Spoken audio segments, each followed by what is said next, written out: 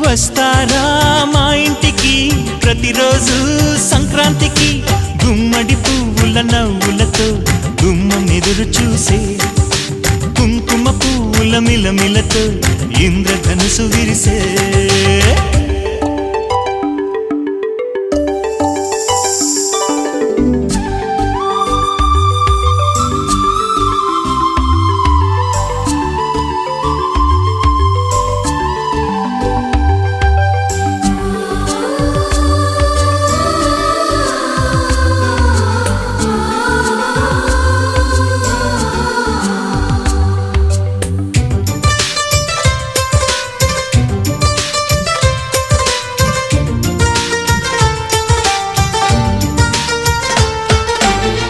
ఖుషి తోటలో